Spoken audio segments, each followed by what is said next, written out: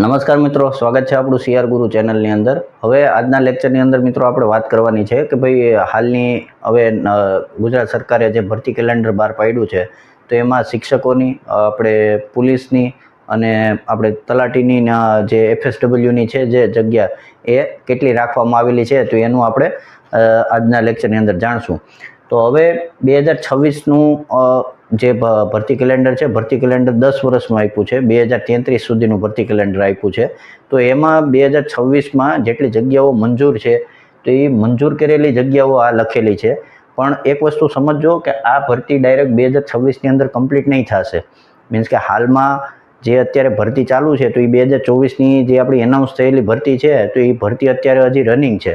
એ ભરતીના જે મિત્રો છે તો એને હજી નિમણૂક આપણે 2025ની અંદર 2026ની અંદર મળશે। મીન્સ કે હવે આપણે 11મો મહિનો આવી ગયો, 11મો મહિનો આવ્યો એટલે આપણે એમનું વેરિફિકેશન હજી કમ્પ્લીટ થયું છે। મીન્સ કે હજી કટ ઓફ આવશે, કટ ઓફ આવ્યા પછી તમારું મેડિકલને જે જિલ્લાઓ ફાળવવામાં આવશે એ આવશે, પછી ટ્રેનિંગ ચાલુ થશે। એટલે એ 2026ની શરૂઆત આવી જશે ત્યારે એ બધું ભરતી હજી કમ્પ્લીટ થશે તમારી, ને ત્યાં આ ભરતી એનાઉન્સ ડાયરેક્ટ ન થાય। મીન્સ કે તમે વિચાર કરો, જે ગ્રાઉન્ડ રહેતું હોય છે ગુજરાત પોલીસનું, તો ગુજરાત પોલીસનું ગ્રાઉન્ડ આપણે ડિસેમ્બરથી જાન્યુઆરીની અંદર રહેતું હોય છે। ડિસેમ્બર હોય કે જાન્યુઆરી, ફેબ્રુઆરી, બસ આટલું રહેતું હોય છે।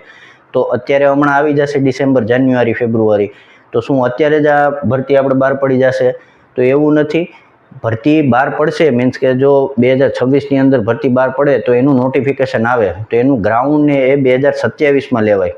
મીન્સ કે તમે વિચારો, લોજિકલી જ વિચારો કે આ ભરતી જે છે આપણી 2025માં અત્યારે, તો એનું ગ્રાઉન્ડ આપણે જાન્યુઆરી અને ફેબ્રુઆરીના ગાળામાં લેવાનું, તો પછી લેખિતની પરીક્ષા જે એક્ઝામ હતી એક્ઝામ લેવાની, અને એક્ઝામ પછી આ હજી અત્યારે એનું કટ ઓફને હજી આવશે।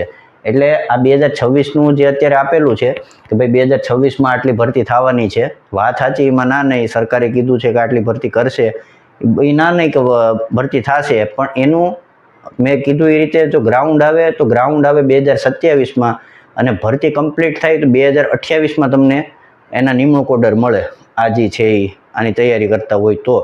એટલે તમારે સમયગાળો તમે ગણો તો 1 થી 2 વર્ષનો સમયગાળો તમારો રહે। મીન્સ કે લેખિત પરીક્ષામાં હજી 1 વર્ષનો સમયગાળો રહે।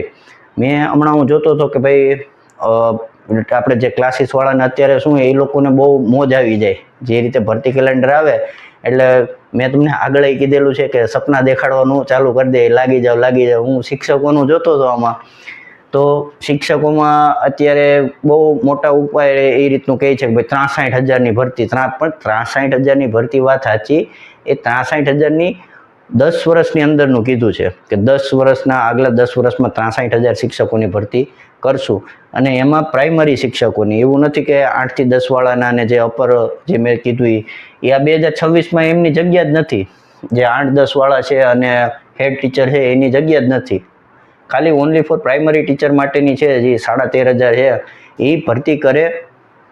અને એનું હજી તમે જોતા હશો કે કેટલું વસ્તુ થાય છે। મીન્સ કે એક ભરતીના માટે આંદોલન કરવા પડે છે ત્યારે એ લોકોની ભરતી થાય છે।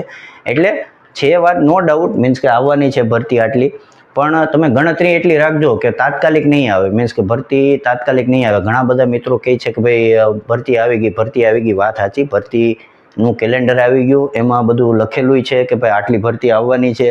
ટોટલ 14,283 છે, એમાંથી આપણે PSI, RMPSI ટેકનિકલ ઓપરેટર ને PSI MT એ કાઢી નાખો આપણે ખાલી કોન્સ્ટેબલ માટે, તો RM, અનારમ અને SRPFનું તમે જો એટલે 13,500ની આળેગાળેની ભરતી છે એ આવશે, એમાં નો ડાઉટ। પણ વર્ષ દિવસ હજી આપણે ખમી જવાનું રહેશે કે એનું નોટિફિકેશન અહીં આવે ને બધું થાય કમ્પ્લીટ, તો એ 2027માં આવે, 2026માં તો ન આવે। મીન્સ કે 2026માં તમારું ગ્રાઉન્ડ લઈ લે એવું તો ન થઈ શકે, કેમ કે આ હજી ભરતી કમ્પ્લીટ થાય તો એ ફેબ્રુઆરી માર્ચના ગાળામાં હજી આ ભરતી જે ચાલુ ભરતી છે એ કમ્પ્લીટ થાય, પછી જો આનું નોટિફિકેશન આવે તો નોટિફિકેશન આવે, તમે એક્ઝામના ફોર્મ ભરો, એમાં 1 મહિનો વયો જાય, પછી એની જે ગ્રાઉન્ડની તૈયારી હોય તો એ ગ્રાઉન્ડ આવે, પછી લેખિત આવે। એટલે એ તમે સમજો છો, જેટલા પરીક્ષામાંથી પસાર થયા છે એ લોકોને ખબર હશે કે ભાઈ ટાઈમ આમાં લાગી જાય, એવું નથી કે કહી દીધું એટલે ભરતી આવી જ જશે। હવે આપણે ટોપિક ઉપર આવીએ તો શિક્ષક મિત્રોની જે ભરતી છે તો એ 13,500ની 2026માં એનાઉન્સ કરેલું છે કે ભાઈ 13,500 જેટલી ભરતી છે એ પ્રાઇમરી ટીચરની થશે. તલાટી ને જુનિયર ક્લાર્કની છે તો એમાં તલાટી મંત્રીની 650 જગ્યા અને જુનિયર ક્લાર્કની 2350 જગ્યા છે. તો એ 2026ની જે આપણે ભરતી કેલેન્ડર છે એમાં એનાઉન્સ કરેલી છે.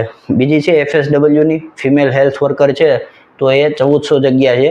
અને એક ITI ઇન્સ્ટ્રક્ટર આવે છે સુપરવાઇઝર ઇન્સ્ટ્રક્ટરની, તો એની 700 જગ્યા મંજૂર કરેલી છે, જે શિક્ષકની અંદર જ આવે છે. મીન્સ કે ITI જેટલા સેન્ટર હોય છે તો એમાં શિક્ષક તરીકે જ હોય છે, પણ એને સુપરવાઇઝર ઇન્સ્ટ્રક્ટર તરીકે કહેવાતા હોય છે. તો એની 700 જગ્યા મંજૂર કરેલી છે.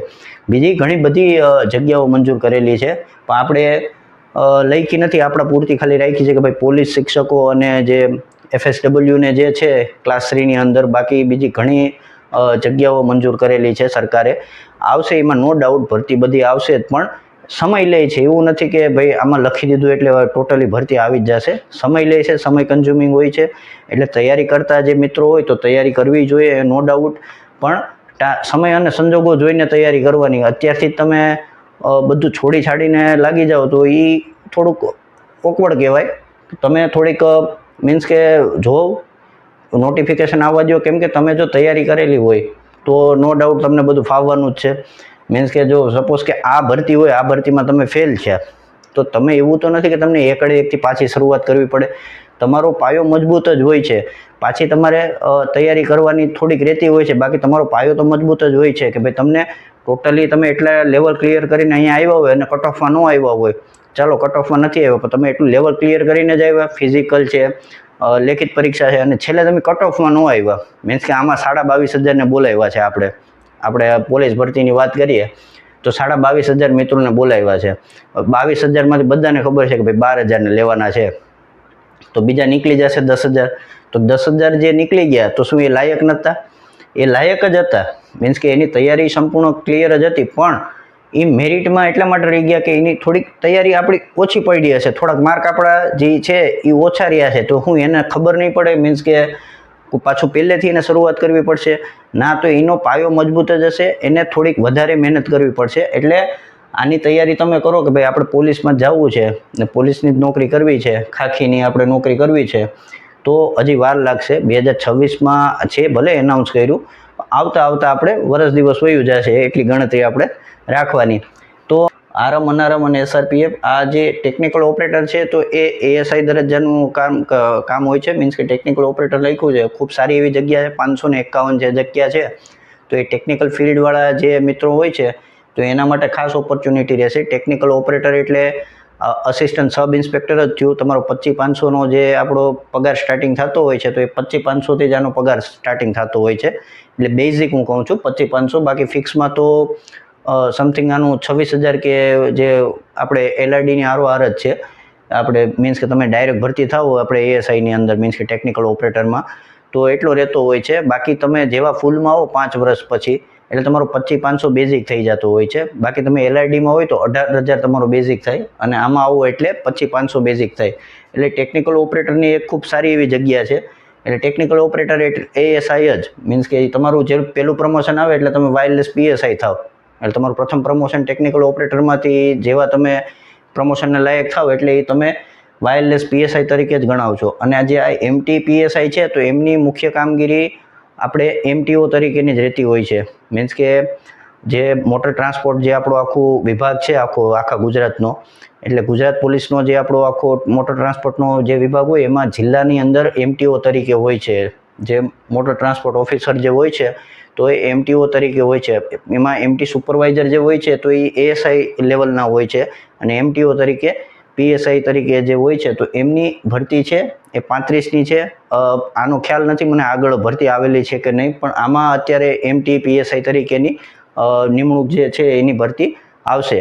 તો આજનો લેક્ચર મિત્રો આટલો જ હતો. કોઈ એવું ડિમોટિવેટ ના થતા કે ભાઈ ભરતી 2026માં નહીં આવે, આવશે, પણ સમયગાળો મેં તમને જે કીધું ટાઈમલાઈન પ્રમાણે ચાલજો. 2027માં એનું બધું ચાલુ થશે. મીન્સ કે 26માં જો એનાઉન્સ કરે તો 27થી તમારે આખી ગણતરી રાખવાની રહે.